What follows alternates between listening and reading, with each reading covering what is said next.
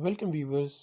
इस वीडियो में हम एंजाइम्स के बारे में पढ़ेंगे कि एंजाइम्स क्या है, इनकी प्रॉपर्टीज़ क्या है और एंजाइम के स्ट्रक्चर को डिस्कस करेंगे। इसके अलावा हम कोफैक्टर्स और इसके टाइप्स को भी डिस्कस करेंगे। तो चलिए स्टार्ट करते हैं। So what are enzymes? Enzymes are biological catalysts that speed up biochemical reactions but remain unchanged in the process. यानी ये बायोलॉजिकल कैटलिस्ट्स होते हैं जो कि बायोकेमिकल रिएक्शंस को स्पीड अप करते हैं, लेकिन इस प्रोसेस में ये खुद यूज़ नहीं होते। प्रोसेस कंप्लीट होने के बाद ये एज सच सेपरेट होते हैं जिस तरह स्टार्ट में होते हैं। ओके, अब कैटलिस्ट क्या होता है?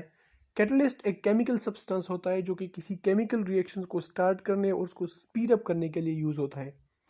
अब एंजाइम्स जो कि लिविंग ऑर्गेनिजम्स के अंदर बनते हैं, they are produced in living organisms, that is why they are known as biological catalyst. यानी प्रॉपर्टीज़ इनकी कैटलिस्ट लाइक होती है, लेकिन ये लिविंग ऑर्गेनिजम्स के अंदर बनते हैं, इसीलिए इसको बायोलॉजिकल कैटलिस्ट्स कहते हैं। Okay, all the metabolic reactions in the body are catalysed by enzymes. यानी लिविंग ऑर्गेनिजम्स में जितने भी रिएक्शंस होते हैं वो सारे एंजाइम कैटलाइज्ड रिएक्शंस होते हैं। ओके, अब मेटाबॉलिक रिएक्शंस दो तरह के होते हैं। एक होते हैं एनाबॉलिक रिएक्शंस या एनाबॉलिज्म, और दूसरा catabolism. Okay, anabolic reactions are those reactions in which larger molecules, macromolecules, are synthesized from smaller molecules, and this process needs energy. Example is photosynthesis. Photosynthesis में plants glucose synthesize करते हैं, लेकिन ये एक reaction नहीं है, ये एक complete metabolic pathway है। यानी ये एक collection of reactions है। Okay, a series of reactions। तो इस तरह a series of reaction को metabolic pathway कहते हैं, और इस पाथवे के हर रिएक्शन के लिए एक स्पेसिफिक एंजाइम की जरूरत होती है। Catabolic reactions are those reactions in which larger molecules are broken down into smaller molecules and the process release energy. For example, respiration. अब जितने भी reactions है, चाहे वो catabolic हो या anabolic हो, उन सब के लिए enzymes की ज़रूरत होती है। Properties of enzymes. All enzymes are protein in nature and they are globular proteins. Proteins के दो टाइप्स होते हैं उनके शेप के बेस पे, एक होते हैं ग्लोबुलर प्रोटीन्स, दूसरे फाइब्रस प्रोटीन्स।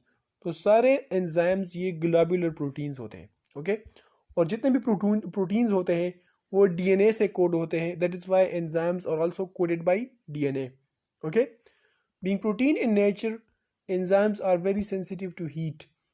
यानी एंजाइम्स दूसरे प्रोटीन्स की तरह हीट सेंसिटिव होते हैं, और ये हाई टेम्परेचर पे ये डीनेचर हो जाते हैं।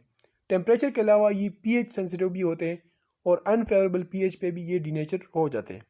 एंजाइम्स और catalytic in nature. Catalytic nature का मतलब ये है कि ये कैटलिस्ट्स होते हैं और ये बायोकेमिकल रिएक्शंस को स्पीड अप करते हैं, लेकिन इस प्रोसेस में ये खुद यूज़ नहीं होते। Okay, enzymes are also highly specific in direction. यानी हर सबस्ट्रेट के लिए स्पेसिफिक एंजाइम हो। रिएक्शन वाइज और substrate wise enzymes are highly specific. Okay, most enzyme catalysed reactions are reversible. यानी एंजाइम जितने रिएक्शंस कैटलाइज करता है वो मोस्टली रिवर्सिबल होते हैं, यानी वो दोनों डायरेक्शंस में प्रोसीड होते हैं, लेकिन वो मुख्तलिफ फैक्टर्स पर डिपेंड करता है कि रिएक्शन फॉरवर्ड डायरेक्शन में होगा या बैकवर्ड डायरेक्शन में। Enzyme lower the activation energy for a chemical reaction.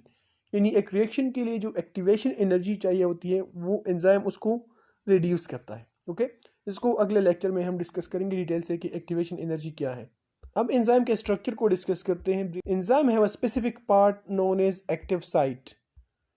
Active site enzyme का वो पार्ट होता है जिसके साथ सबस्ट्रेट बाइंड होता है और जहाँ पे रिएक्शन कैटलाइज होता है। This is the active site. यानी ये पूरा एंजाइम है, और एंजाइम के इस साइट के साथ सबस्ट्रेट बाइंड होगा। सबस्ट्रेट वो मॉलिक्यूल है जो एंजाइम के साथ अटैच होता है और जो प्रोडक्ट में कन्वर्ट होगा।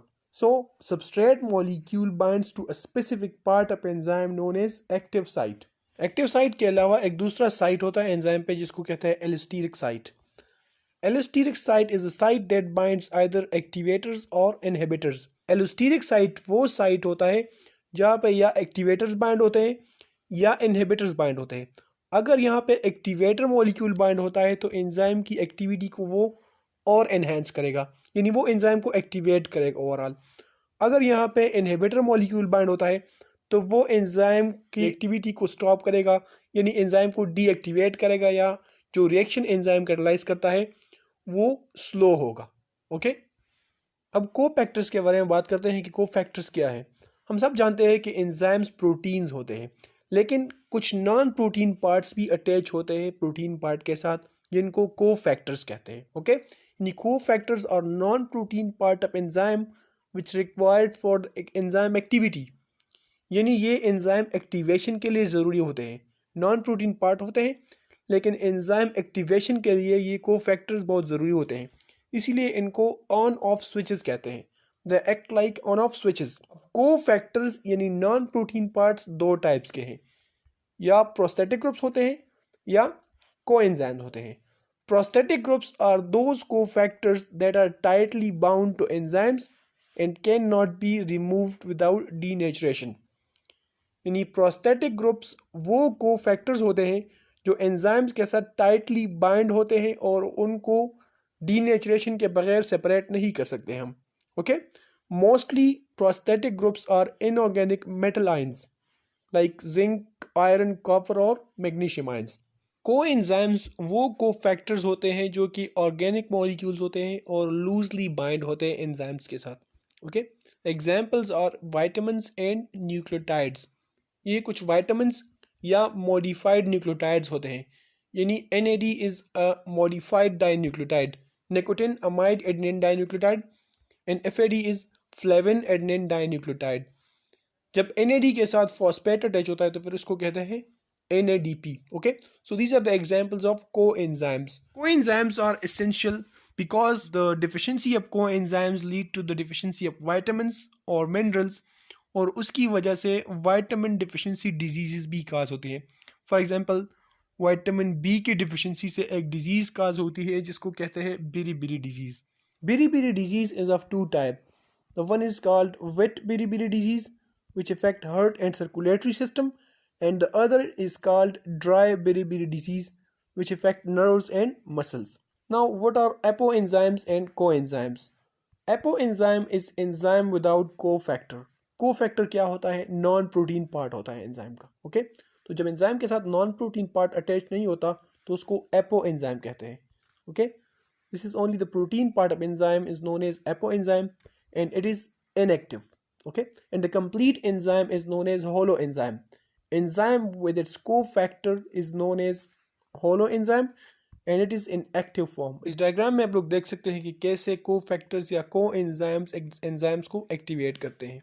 Okay, this is apoenzyme without cofactor और कोएंजाइम, यानी ये सिर्फ प्रोटीन पार्ट है एंजाइम का और ये इनएक्टिव एंजाइम है। ओके, अब ये सबस्ट्रेट मॉलिक्यूल यहाँ पे बाइंड नहीं हो सकता, लेकिन जब एंजाइम के साथ ये को फैक्टर यानी ये को एंजाइम यहाँ पे बाइंड हो गया तो ये सबस्ट्रेट मॉलिक्यूल अब इजीली यहाँ पे एक्टिव साइट के साथ बाइंड हो सकता है। को फैक्टर्स या को एंजाइम्स को एक्टिवेट करता है। कैसे एक्टिवेट करता है?